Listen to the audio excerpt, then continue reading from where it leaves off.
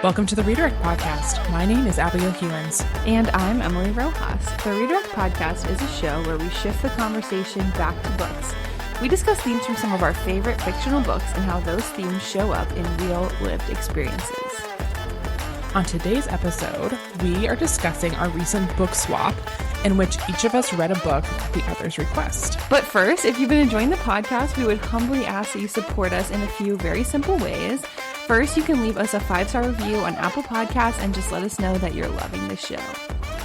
We'd also love for you to follow us on Instagram at Redirect Podcast. And really, if you really like the show, we'd love for you to share it with a friend. We are friends that shared books with each other this week that each of us read. And now we encourage you to do the same by sharing this episode with a friend. It is the best way for us to grow our community of book-loving nerds. Exactly. And we have a great episode today. Confident in it. No, I agree. I think this will be really fun.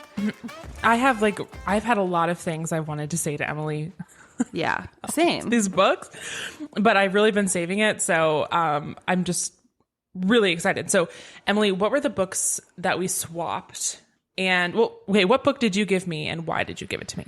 Okay, so I decided to give you One Day, the book by author someone. David Nicholls or? Yes. I think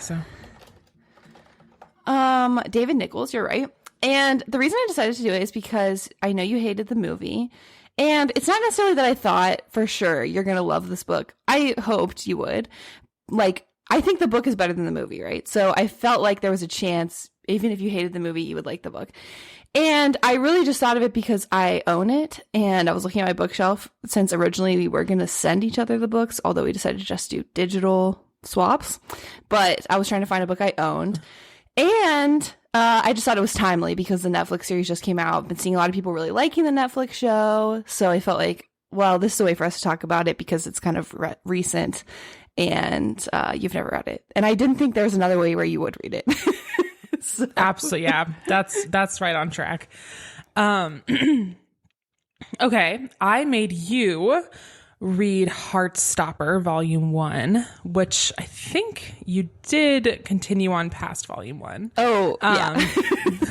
I guess we'll get to that, but yes. I mean, Volume 1 is you could read it in 2 hours? Yeah. An hour? Not even, yeah. But the Heartstopper series is a series of graphic novels by Alice Oseman. And I just thought, oh my God, Emily, I don't think that she'll just pick this up because it is a graphic novel series. Yeah, it is definitely. Yes, I probably would not have picked it up on my own. And also I'm kind of not a YA person anymore in my life. I feel like it is a YA series. Yeah, exactly. I would not have naturally picked it up either. Sure. If my friend Hannah had not recommended it and it had not been one of my goals to start reading more graphic novels. So I was just like, you know what? I really don't think she's going to pick this up on her own, but true. I know that she would love it if she read it. Yeah. And I'm so glad that you did. So let's start with Heartstopper. Okay. What were your expectations before reading it? Okay, so or your assumptions. You've obviously talked about Heartstopper on the podcast a little bit. I think you just talked about it when you read as a book recommendation. So I had that in my mind. And also I think so I used to work in a school district and I think this book was banned.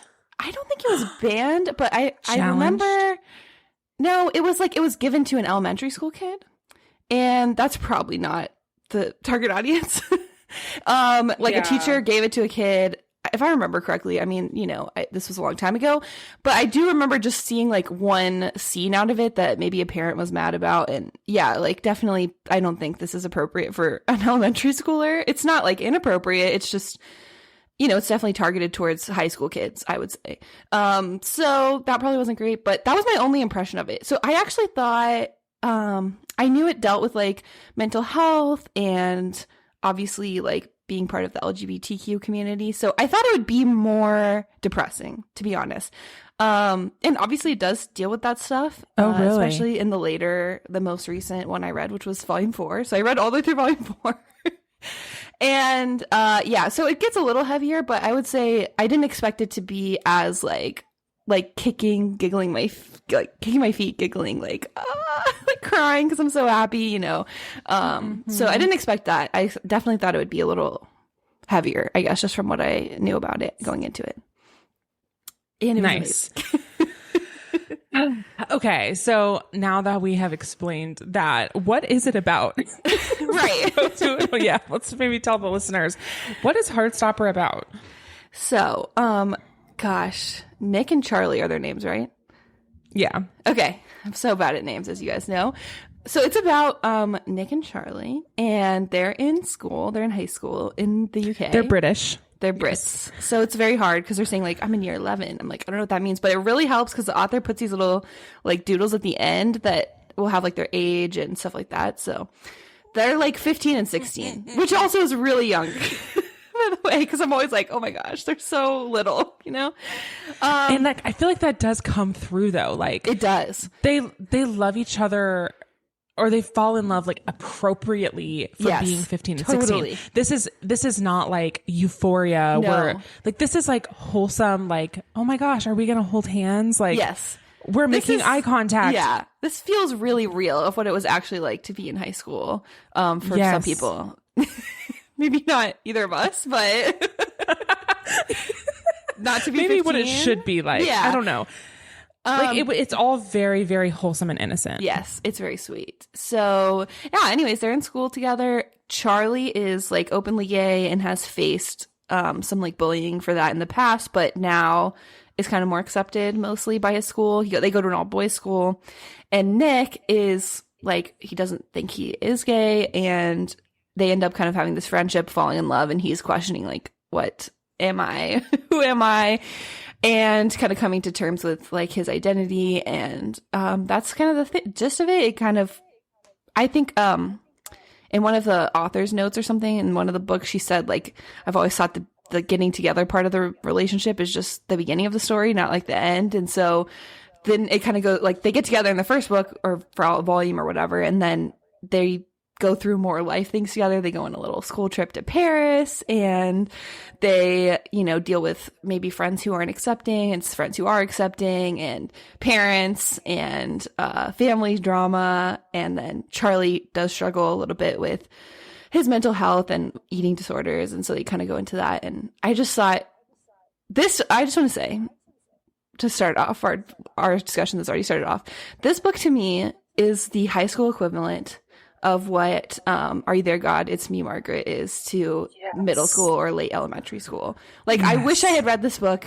Obviously didn't exist when we were in high school, but it just is so real. I wish it did. And it's like, when you're in high school, I remember having a conversation with our friend Emma, who was on our pod before, of like, our friends or people we know are going through just the most difficult things, and we're just 17 or 16, and we have to shoulder that burden for them. And I just remember us talking about that, and that is what this book like I think goes through so well, of what it's like when you're that age. Like, everything feels so serious and like the end of the world, and you're so young, but people are actually going through, you know, I think we have all had friends who've had maybe an eating disorder or mental health struggles, or, you know, struggles with their identity and who they are, and like those are really big things to be dealing with, and feeling like you have to deal with them on your own when you're 15 years old or whatever. And I thought this was just such a great representation of like, hey, you don't have to deal with it on your own. Romantic love isn't the only important relationship. Your friends are there for you. Your teachers are there for you. Your parents are there for you. And here's how you can have these kind of like healthy relationships with people. So I just felt like, yeah, I wish this was around in high school. And I would definitely think, to answer one of your later questions on this outline, I would recommend it absolutely for high school students, because I think it just is such a healthy but realistic portrayal of like how to have those relationships. You know what I mean? Yeah, I agree with all of that. And I will also say, I love that this was a book about two boys falling in love that was just wholesome and sweet. Yeah. And I wish, one of the reasons I wish that we had it in high school was that I felt like when we were in middle school and high school, being gay still felt like something that was just hypersexual.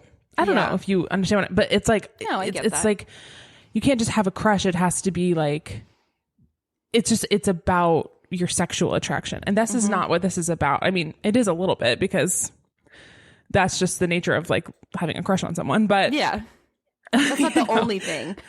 But it's about, especially like for Nick, it's way more about the friendship they built and like the personalities they have and the care they have for each other at first. They really care about each other and are respectful of one another's boundaries and each other's like feelings and process. And it shows like many aspects of their lives, and it's just like I thought it was like, and not even like in a here's like a school object lesson way about you know, gay people are people too. This is like, it's so heartwarming. It is. It's a Heartstopper. Like I could cry thinking about it. I did cry multiple times. Yeah. Yeah, it's really, really sweet. And also the art in it is really lovely. It's this like two-tone like shades of blue instead of like this black and white. And she has like lots of cute like doodles along the way that serve as like symbols for things like, you know, when like a particularly, you know, sweet thing happens or he's like dreaming, there are like certain like like visual symbols that's happening, and it's really, really great.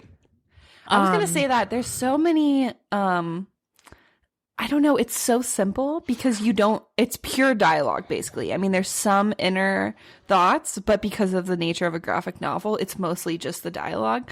But the way it's illustrated and the little fills in all that other stuff. It fills it in such, like, it was so powerful in certain moments of just the little piece of art on the page that wasn't a whole page of text, you know, explaining every little thing, but how much it communicated and how it would just like hit you in the gut. I wish I had taken some screenshots of certain moments because now I can't remember the specifics, but like just the I don't know, it felt like you or were it might just be like having a crush on someone.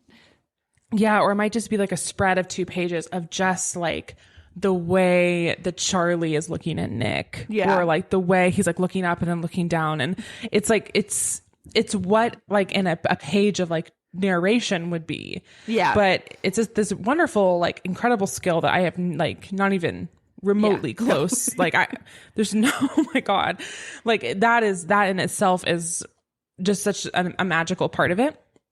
Absolutely. I will say, so if you haven't read the series and we've sold it to you, I'm going to offer one enhancement. Oh, please. And this is to listen to the Heartstopper sound, like Netflix soundtrack, because it is a Netflix show. You knew that, right? Yes, I did know that. Yeah. It's like instrumental, like really perfect background for reading this book, and it just takes everything to the next level. Okay, I need to do that. When I read volume 5, I will do that. Speaking of the Netflix show, do you think you're going to watch it now? I think I will. Yeah, I'm kind of scared because I'm like, I don't know, what if it's not as good? But I do remember I saw like on Twitter the clip of Nick coming out to his mom, and then when I read that in the book, it was like beat for beat. It felt so similar. So I feel confident after reading it to getting that point and remembering that scene that I can give the Netflix show a try and it will be good. I watched the Netflix show, and it is good. Okay. I get nervous when they start Netflix shows. It's kind of like with Pretty Little Liars or something. They start it based off the book series, but then you're like, okay, are you going to continue? Like, there isn't any more books. It's going to take longer for her to write all these books because you have to illustrate them, you know, than it might take to keep coming out with new Netflix shows. So that does sometimes make me nervous. There are 2 seasons, and the first season is volumes 1 and 2, and the second season is volumes 3 and 4. Okay, so I'll give it a try.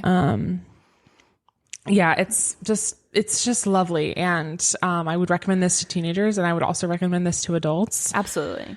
I mean, I wouldn't recommend it to a kid, like a little kid, only not because of the romantic bit of it, but because of just the themes of like mental health, what you're going through. I don't know. It just skews a little older, but yeah, I just think that's probably a lot for a little kid to read and appreciate.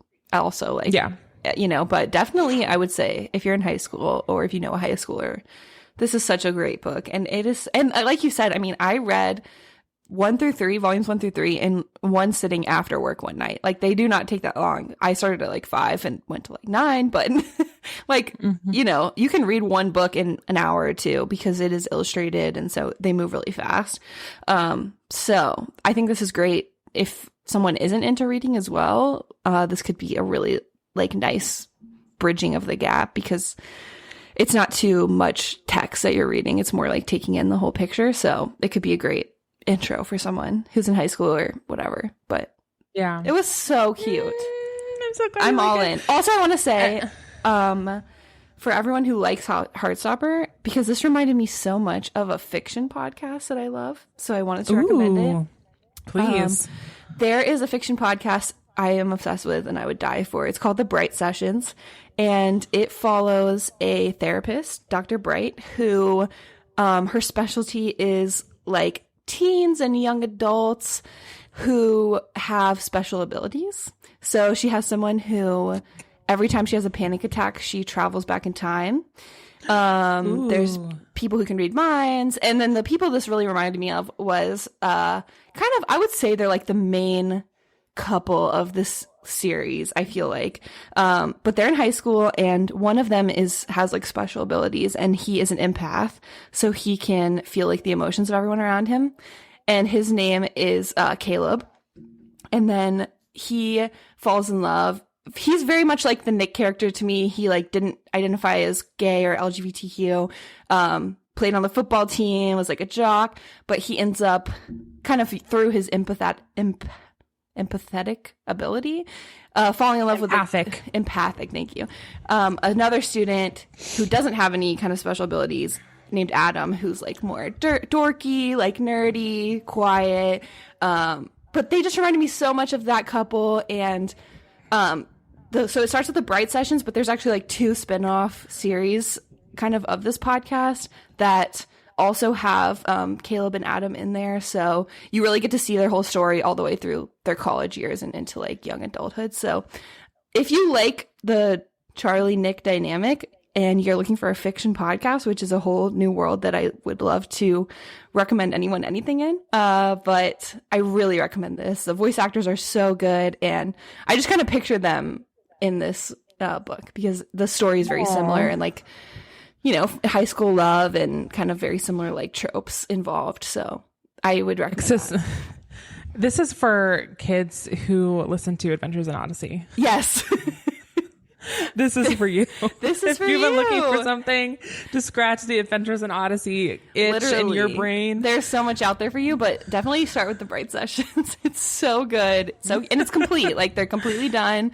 So you know you're going to get a full arc and a really, really satisfying conclusion. So 10 out of 10. Love it. If you like Heartstopper, go to that. Okay.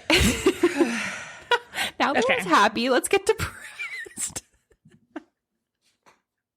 Oh, all right. Okay, let's go. I recommended you one day, as we said. And tell me about it. What's one day about, Abigail? So, okay, I have watched the movie with Anne Hathaway and the guy, I can't remember his British name. guy, yeah. Yeah. Also, in that movie, is she British? I think so. I don't remember if she has a British accent in that movie. I think so. Because ideas they meet in like college, so I don't know. Yeah. But maybe not. I haven't watched it in a while. Anyway. Yeah, me either. I will never watch it again. So, valid. So my expectations going into this were like built on, I knew what the ending was. Yeah. But it is a lovely book. All right. So One Day is the story of 2 people over 20 years every year on the same day, July 15th. Which is Saint Smithers Day or something like that. Yeah. Anyways, their names are Emma and Dexter. They are friends, and it's like 20 years of like, will they get together? Won't they get together? Their personal journeys, the tension that exists between them. And spoilers ahoy. If you do not want to hear the ending of this book, I would say fast forward towards the end till we get to our book recommendations now. Yeah. when they finally do get together, after 2 years of being together, she's like riding home from work on her bike on a rainy day and she gets hit by a bus. Okay. That is true. All right. R.I.P. Anne Hathaway. So my expectations going into this book were that I knew that was going to happen. Right. So my mindset was, what can I learn from this? Yeah. Because I know that's going to happen, but like, what is the lesson here? Because I think for me, the reason I hated the movie, yeah, was because, and maybe it was just the time in my life that I watched it. Yeah. You know, I was maybe less mature.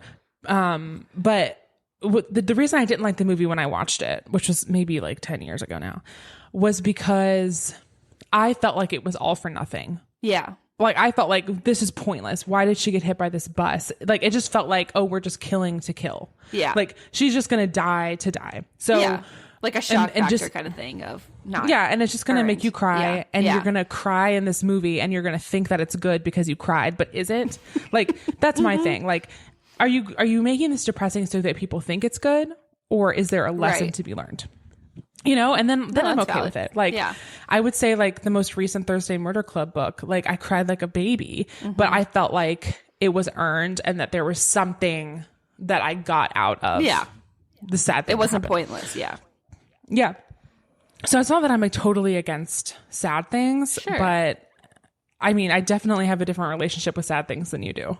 Yeah, that's true. Where you like them and I am not as inclined to like them. Yeah. And I feel like, I'll say to accompany that, I do feel like part of me recommending this book was also that not just like, hey, you're in a different place now, but I have seen a lot of people not like the movie. I like the movie a lot, but, you know, and that's why I bought the book, because I had seen the movie as well first before I read the book. But, yeah, I know a lot of people don't like the books or the movie. So I felt like, okay, maybe the movie's just not that good, you know? So anyways, continue. So here's the difference. Obviously in the book, as many, you know, compared to the movie, like you get to hear their inner thoughts and you get to see a lot more of their personal growth as people over the 20 years.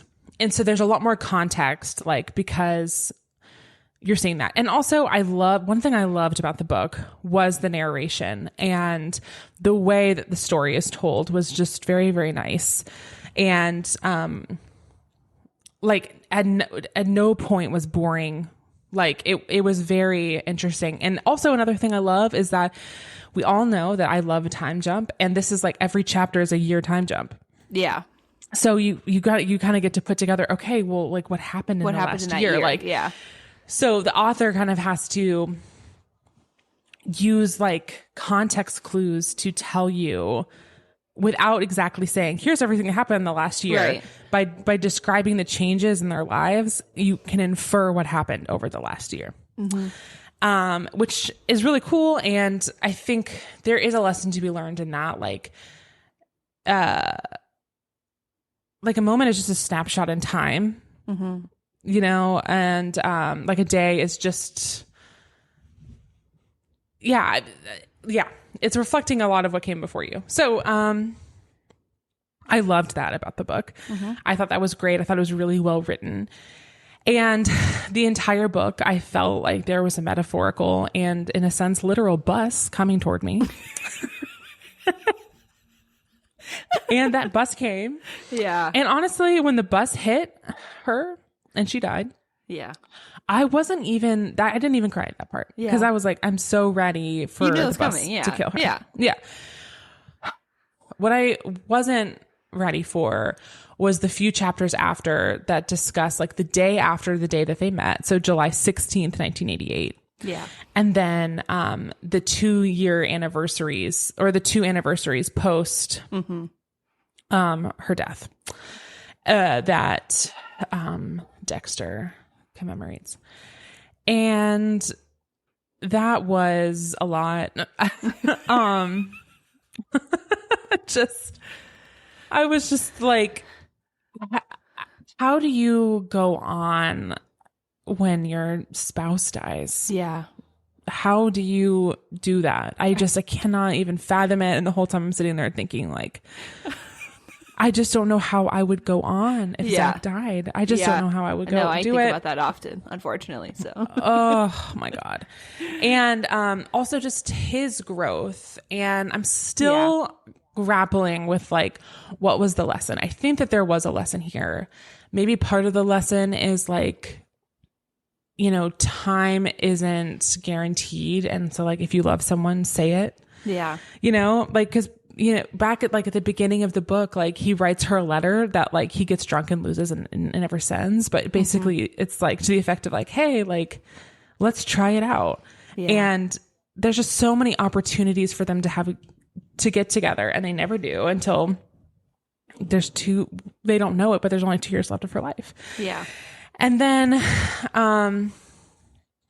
or 3 years left of her life. And then I think the other lesson too is that, you know, God bless the broken road. Like, you know, you have to go through all of this shit sometimes to like get your reward. And like life is this like winding path, and that you have to kiss a lot of frogs sometimes. And, yeah, I don't know. I guess the question I would pose to you is like, was there a lesson that you learned from it, and why did you like the book more than the movie? Yeah, great question. Okay, so I love your thoughts on this. It's been a while since I read it. I actually bought this book when me and you were in Chicago. It's the first time when we saw Hamilton, and I got it at a used bookstore, and so that probably adds. Yeah, we saw Hamilton. Yeah, Flex. no big deal. Whatever. In like 2017. Yeah, on the first tour. So Flex, we're better than you. In Chicago. Anyways, so it's partially probably sentimental to me. Like, I just think I'm gonna like books more when I buy them as a souvenir, and so like it was a good memory. I also think for me, it's like Emma and Dex, had they gotten together any earlier, I don't think they would have made it. Like, I don't think they would have even lasted to the next year. And I feel like you said, they had to go through this journey to get to each other. But also it's kind of like, to me, this really is similar to how I feel about like About Time, although that's a little less depressing, but it is kind of sad, where it's like at the end of About Time, which, by the way, if you haven't seen that movie, what are you doing? Go watch it, come back. He's like, I just live because, you know, the whole gist is he can travel back in time and relive days of his life. But then at the end, he's like, I don't do that anymore, because I just live every single day like it's my second time living it, and I'm just going to appreciate all the things. And to me, this book is kind of similar of like, you know, this is just one day in their lives, and they don't know that this whole time that this day is going to be like the first day of their friendship, and also the day she dies. Like, you never know. And so I think it's like that thing of like just living every single day and appreciating every single day, and appreciating all the bad things and all the good things, because I like the concept of this book being one day in their lives, because by the end, like, you can see the arc and how it was leading them to this, maybe not to getting hit by a bus, but like to getting together, and then also like living their lives together, and you can see how that's arcing. But when you're living it, you don't see where your life is like going towards, and you don't know that, okay, one day I'm going to feel like this was worth it, this heartbreak or this difficult thing. I'm going to feel like this was, maybe I wish I hadn't gone through that, but I'm going to see how it was leading me here, or how I use that to become a better person, or like it just was important in my journey of life. So I feel like that's what I got from this book, of like, you don't know how important this one little day is when you're living it. But then if you look back over 20 years, you can see how it was important all the time. And I really like the concept of this book. Like, I like a time jump, like you said. We both do. And so it kind of reminds me of, what's the book? The Heart's Invisible Furies. Although it's not one day, it's a very similar thing of like, talk about a depressing book. Yeah. Good God. Talk about sobbing. Talk about literally I'm losing someone you love. Talk about, I was literally almost throwing up. I was crying so hard. Ugh. Yeah, but also, what's that quote from that book? Hold on, I saved it. But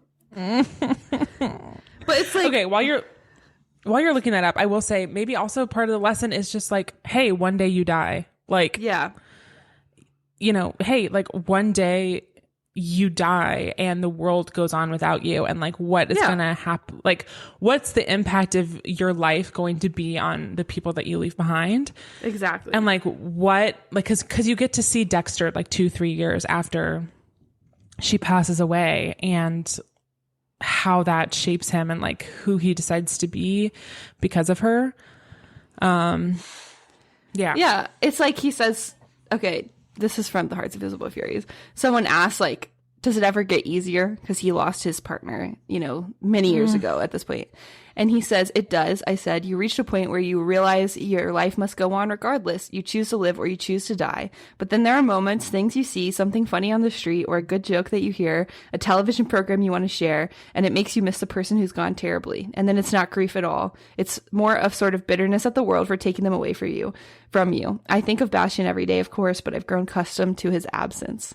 It's like, yeah, like people die. And we right now cannot imagine what that would be like to lose, like, Eric Rossetti.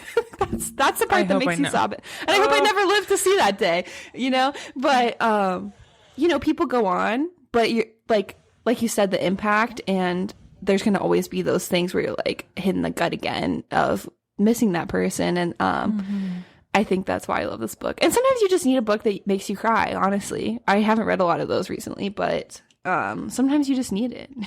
You need to have those in your reserve, you know? Yeah.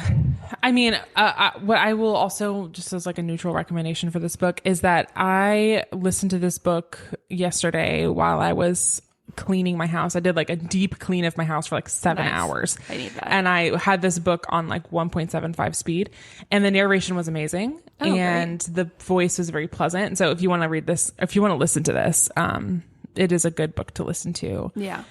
And yeah, I think you're right. The book is better than the movie because it earns it more. Yeah. I think. You just have more time. And will I be watching the Netflix show? No.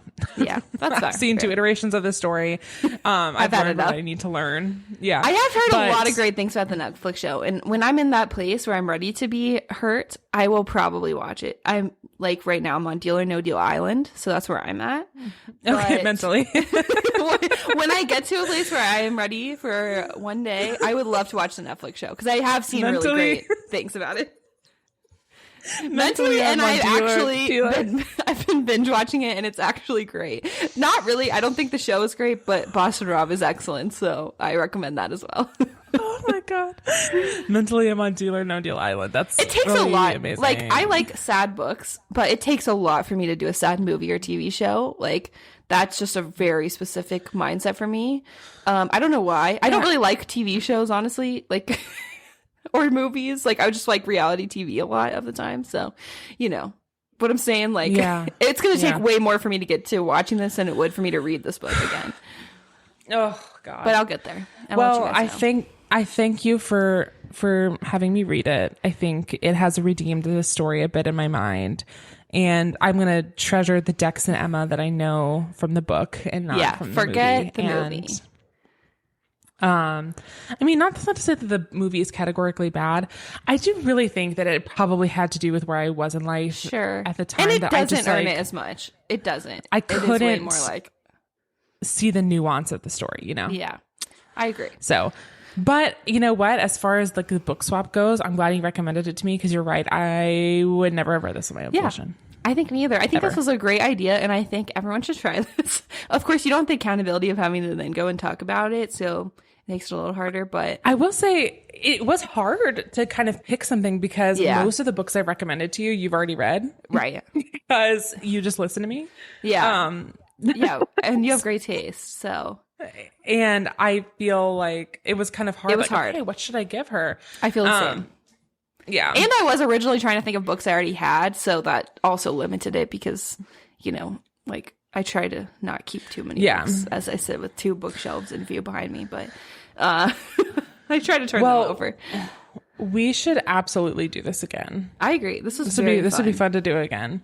I mean, it's going to take a while because we have to find books that the other one. Maybe sometime, like, when you come across a book in the future and you are like, okay, I want this to be a book swap, don't bring it up on the pod. And then next time we'll have something in our minds already. So let's try that. Got it. Okay, cool. All right. Well, what's a book you've read recently? Okay, I'm so excited about this. I recently read and was obsessed with, and I've had this book again. I'm making sure I'm getting her name right. Okay, it is Sea of Tranquility by Emily St. John Mandel, who I love. Station 11. Oh my god! Oh my god! I almost read this the other day. Oh my gosh! I wish you had. Because it was like immediately on Libby. Oh, and I was like, I need to read something, but I didn't. Okay, continue. Okay. I've had this since it came out, so I think that was like a year or two ago. It was a while. I pre-ordered it, and then I don't know. I'm such a mood reader. I never felt like reading it. Honestly, I didn't know what it was about. A lot of people, I feel like, when it was coming out, said don't like look too much into the plot, just read it. So I never looked into it.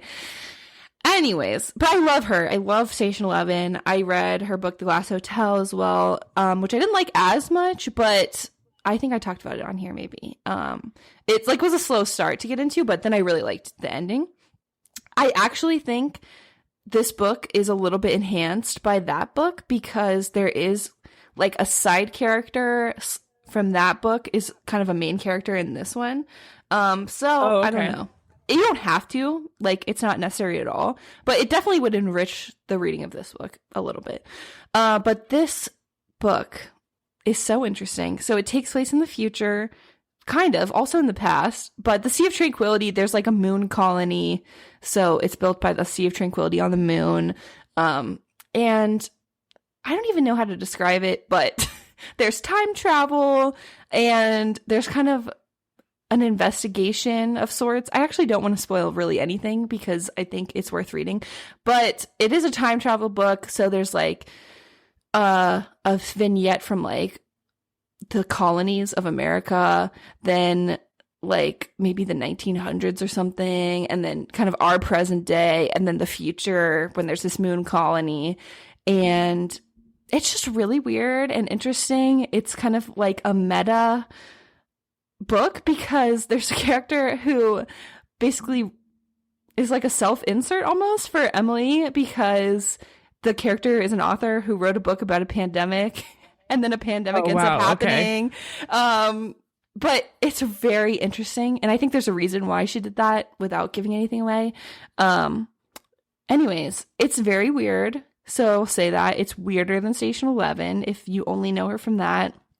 It's a little more in line with the Glass Hotel, but even weirder. And it was really good, though. Is it, how sci-fi is it? Well, there's like time travel. It's very sci-fi, I'll say. Okay. Got it. So if you are trying to read sci-fi. But it's not like to me, okay, there's like science-y sci-fi. Like I feel like Andy Weir, or who's the other one I like who did Recursion? Can't remember his name. Blake Crouch. Very science heavy. Like really science. This is not really science heavy at all. There's no like explanation of how certain things work, or you know, it's more like philosophical science fiction, I'll say, if that makes sense. So it's more like, what would be the repercussions of this? Or, you know, what does this mean on like a human level versus like, how does the time travel actually work? They don't really get into that, you know? Okay, more humanistic. Yeah, but it's really, if you like her style of writing, which is very like specific, you know, she has like a very specific style of writing. So if you like that about Station 11, I think you will like this book. But again, I do think you're going to enjoy it more if you've read The Glass Hotel. So that's my recommendation. But I really liked it. I read like more than half the book in one sitting, and then the next day I finished it. It was like really grips you. It's very bingeable, and so I think it's great. But again, I'm late to the party on this, so good recommendation. I should reconsider that one and go back. Yeah. Honestly, I almost read it with zero context because I was just like, oh, Emily St. John Mandel. Yeah. Okay, I'll give it a go. Yeah. But good to know. Yeah. Recommend. What have you read recently? What did I talk about last time? Do you remember? Bride and okay, that's what I talked about. I feel like you had started something else, maybe. Sorry. Don't know. Yeah. Okay. Well, I have a couple things then. So I read a book recently I didn't like, so I'm not going to talk about that one. I talked about one day. I have been reading all of the Lisa Kleypas novels, which are basically just like Bridgerton light. Yes, so the you talked first about one that last time as well. is Wallflowers, and then the second series I've started is The Ravenels, which is really fun too, and they're just perfect. Everything about them is just fantastic, and I just love it if you like that kind of thing. But since that's not really new or fresh, I will talk about a book I read called A Siri in the Amaru. Did I tell you about this one? No. Okay, apologies if I've already mentioned this, but I don't think I have. So. No. A Siri in the Amaru is a book that I read for book club. Nice. It is an indie author, Natalia Hernandez. This is a book that is based in Peruvian mythology, and it is a romance novel. And it's about this girl named Asiri who can talk to animals. And she is like, her dad is like making her live at this temple and like abuse her power to like help, tell the future or, get insight from the animals about farming. And she's like, I'm sick of this. Like, I want to do my own thing. So she like runs away from home. And she goes to this like town on the beach, and she meets this guy, of course. And it's all very sweet and wholesome. And it's based on all these like mythological creatures and Peruvian mythology. The animals are hilarious side characters because only she can hear them, but she's trying to keep it a secret that she's the one who can hear them. Because she doesn't want anyone else to find out about her like special ability. It is just really lovely and really sweet, super heartwarming. And one thing I really liked about it is that I learned so much about something I didn't know. And I probably never would have learned about Peruvian mythology if I had never read this book. Yeah. And it's, it's an indie author. It is, it's not very long. It's easy to read. It's cute. It's light. And I encourage anyone who's interested in that kind of thing to read it. I really liked it. Wow. Thank you. I am very interested in that. Love it. Great recommendation as well. Awesome. All right. Well, I think that basically does it for this episode. Yeah, anything else you want to say? Very fun. No, this was very fun. I didn't know what to expect, but I think it was great. It was great, and I'm glad I did it. So yeah. All right, guys. We'll catch you next time. Bye. Bye.